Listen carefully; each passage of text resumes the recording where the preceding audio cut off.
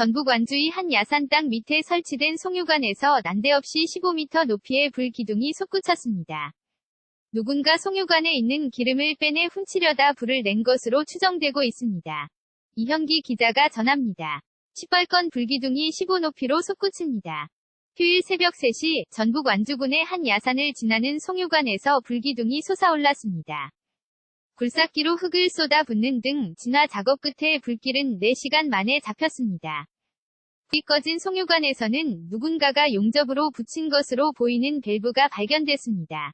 대한송유관공사 관계자 송유관 자체에는 밸브 같은 게 평소에는 붙어있지 않습니다.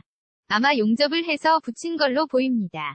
근처에서는 송유관에 접근하기 위해 누군가가 이 가량 땅을 판 흔적도 발견됐습니다.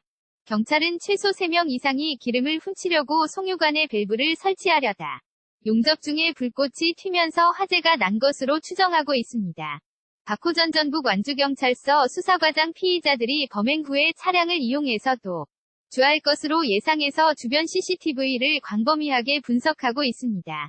경찰은 화재 규모로 봐서 현장에 있었던 절도범들이 화상을 입었을 가능성이 높다고 보고 주변 병원 등을 탐문 조사 중입니다. KBS 뉴스 이현기입니다. 전북 완주의 한 야산 땅 밑에 설치된 송유관에서 난데없이 15m 높이의 불 기둥이 솟구쳤습니다. 누군가 송유관에 있는 기름을 빼내 훔치려다 불을 낸 것으로 추정되고 있습니다. 이현기 기자가 전합니다. 시뻘건 불기둥이 15높이로 솟구칩니다. 휴일 새벽 3시 전북 완주군의 한 야산을 지나는 송유관에서 불기둥이 솟아올랐습니다. 굴삭기로 흙을 쏟아 붓는 등 진화 작업 끝에 불길은 4시간 만에 잡혔습니다. 불이 꺼진 송유관에서는 누군가가 용접으로 붙인 것으로 보이는 밸브가 발견됐습니다. 대한송유관공사 관계자 송유관 자체에는 밸브 같은 게 평소에는 붙어있지 않습니다. 아마 용접을 해서 붙인 걸로 보입니다. 근처에서는 송유관에 접근하기 위해 누군가가 이 가량 땅을 판 흔적도 발견됐습니다.